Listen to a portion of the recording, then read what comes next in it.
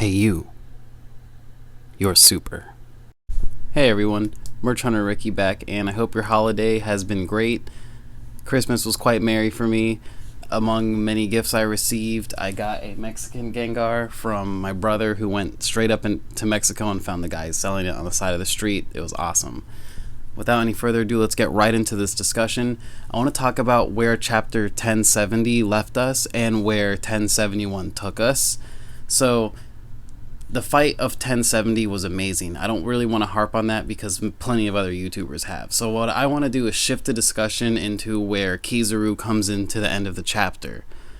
He seems to have a fleet with him, and it's expanded upon where he's getting those numbers from, and in the very end of 1070, which I find very interesting that both of those panels come at the end of the chapter.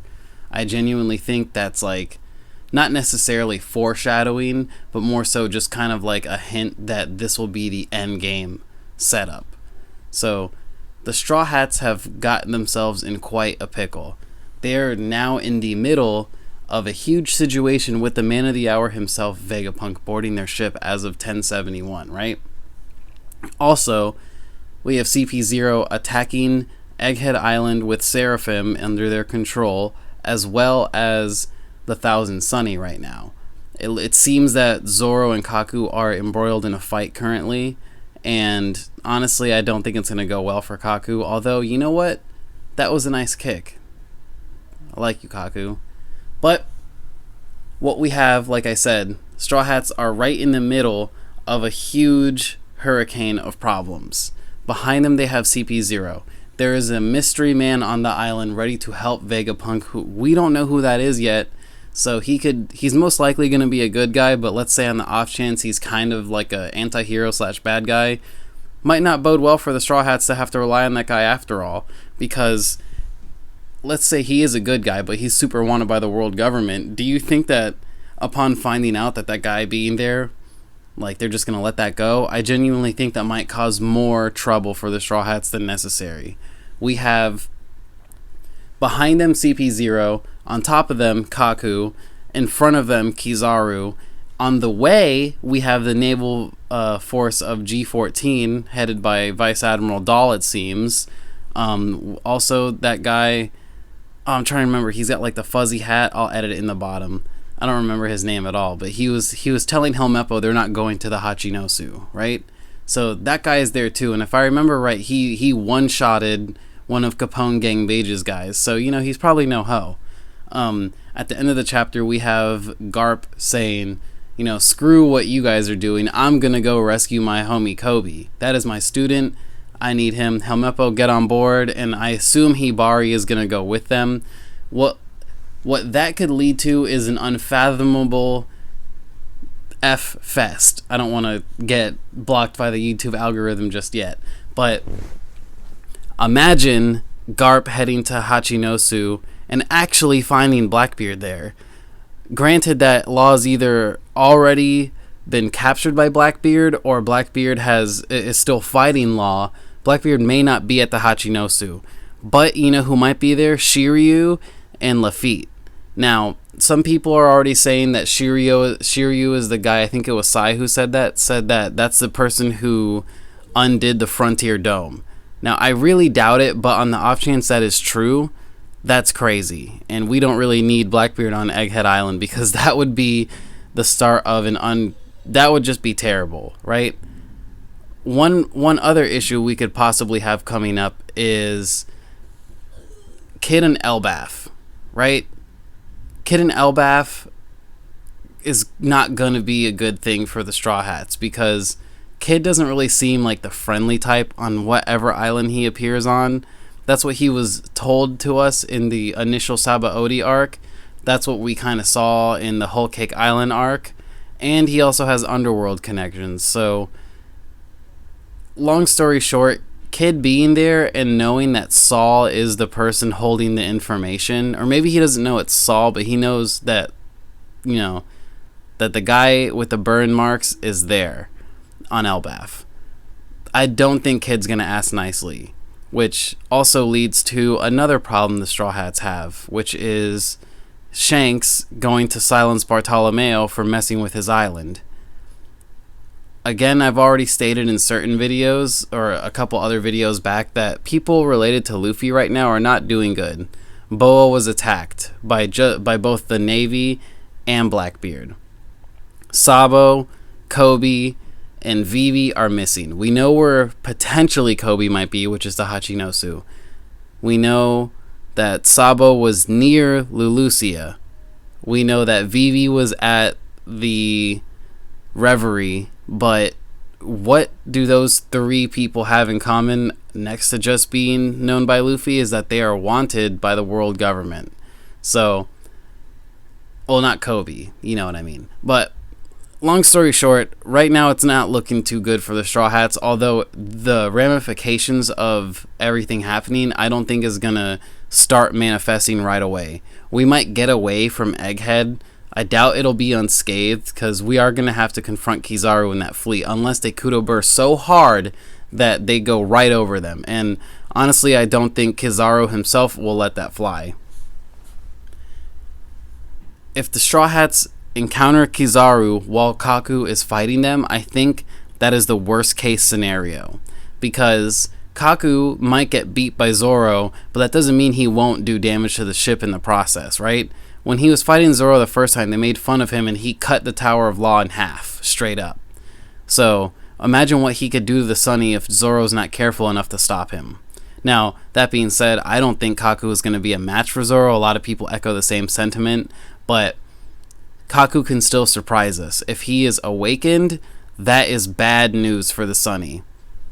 At the very least, I predict the figurehead of the Sunny will get plopped off, which will probably lead back to Frankie's bounty, right? At the other end of the things, on Egghead Island itself, there is now another party introduced, this mysterious character. A lot of people, like I said, actually I don't think I said that. A lot of people think that it's the original Kuma. A lot of people think it's Scopper Gaban. Personally, I think it's going to be a Lunarian that has not been named yet. That's just my personal opinion. I don't have any reason to think so other than the Seraphim being made right there on Egghead. Another thing we might get is the reveal of some more Seraphim. I don't think that Jinbei's Seraphim was Seraphim 4. I could be wrong on that part, but if I'm right, we only have 4 revealed Seraphim so far, and the capsule said 98%. Who's to say that Jinbei isn't number 5 or Boa's number 5, you know? Or Mihawk or Kuma. Just because they're the first 4 Seraphim we met doesn't mean that that's actually their number.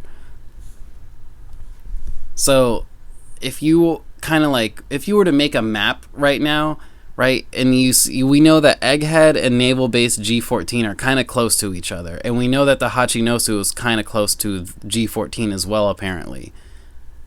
Does that mean that they're within like a triangle of distance from each other and the Straw Hats are just kind of like in the center of all this problems? Or is it more like a square and one of the corners can be Elbaf, right? This could be like one of the furthest reaches of the New World on the Grand Line.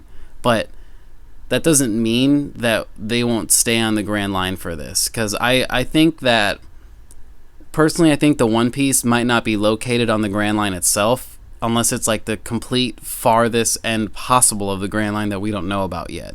I think it could be hidden in one of the blues. If God Valley doesn't become relevant soon when we see Garp go to Hachinosu, I would be very let down. I think we're going to get some God Valley lore. I think we'll get some Rox D. Zebek lore. What I'm worried about is Garp outright dying to Blackbeard. Although I don't think that's necessarily a huge possibility, it's not one we can just rule out, you know? This is the end game, and like Oda said at Jump Festa, it's going to be a brawl, and I hope that person doesn't die, and it's going to be this person versus that person. Who's to say he wasn't talking about Garp and Blackbeard, right? We all assumed it would be Shanks and Blackbeard, or, you know, some form of real tough endgame opponents fighting each other. But a free-for-all is a free-for-all, which means more than 2 parties should be involved in a free-for-all, right? Because then it would just be a duel or a battle. Who is this mystery person on Egghead Island, and are they truly an ally? Just because you owe someone a debt doesn't necessarily mean that you're a good person, doesn't necessarily mean that you're loyal to them, because you can just pay the debt and then go about your way, right? If he or she is waiting for Vegapunk's order. That's one thing. So I do think that gives a little bit of credibility to the side that it could be someone who is loyal to Vegapunk, which would, give the people who think it's the real quote-unquote Kuma the ability to appear soon, which honestly it's not a bad theory at all, especially with what we saw with Kuma now, the focus shifting on him at the red port, smacking right into it. Why is he there? There are so many questions I need to ask about that, but I don't really want to get into that just yet because I want to wait till we have a little bit more info. Recapping 1070, I mean, we got a lot of good stuff, knowing that currently the Don Quixote family is down and Impel down, and that Senor Pink is alive. I don't really like him, but you know what? I'm glad he's not dead at least, right? It's One Piece. This is a manga of hope. This is a story of hope. Impel down having the Don Quixote family with Doflamingo there is not good.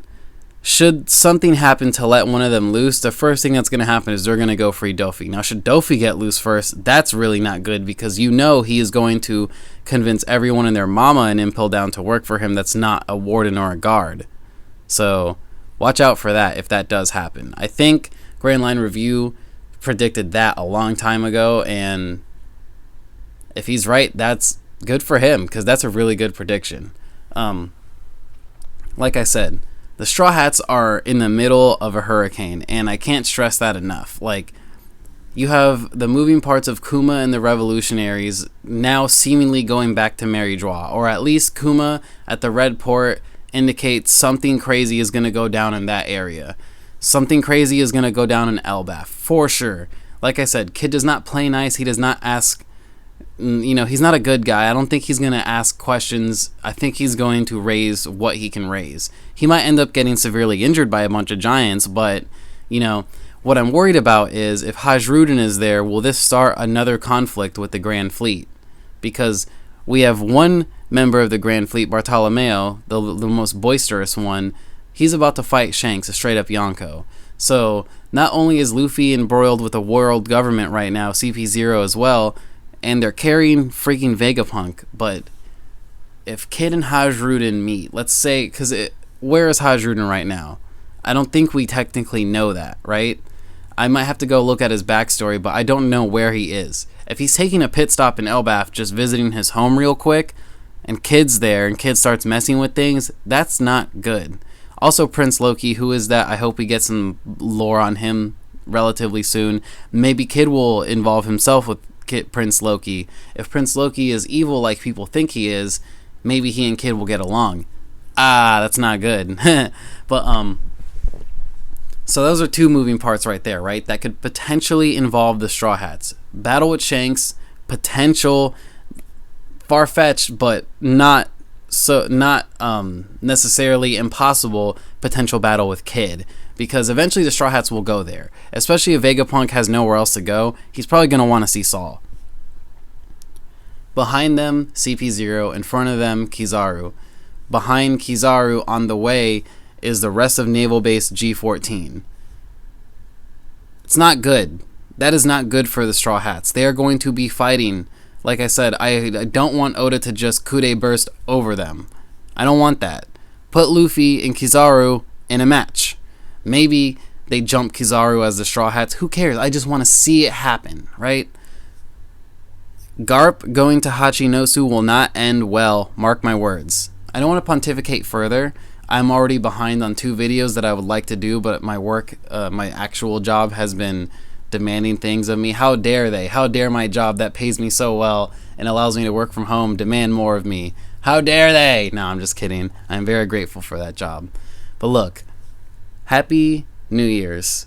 Like I said in my last video, don't just settle for less in 2023. Just try to be something better every day and good things will come to you. Instead of trying to conquer the world at the beginning of the year and setting goals for your entire year, just set goals for the next day. I've been Merch Hunter Ricky, 1070 and 1071, bangers of chapters. I don't really like to review One Piece chapters as in like a rating sense. I kind of just like to talk about the highlights because a lot of people do read-alongs, a lot of people do full-scale reviews. I just like to talk about the moving parts and the highlights. That way, I kind of distinguish myself from other YouTubers. Anyways, have a good and safe Happy New Year's. I've been Merch Hunter Ricky. I appreciate the views. I appreciate the likes and the comments. Let me know what you think about the video. Let me know what you think about what's going down. Let me know who you think is going to be that mystery person, and have a good day. And as always, like and subscribe to be part of the merch hunting tribe.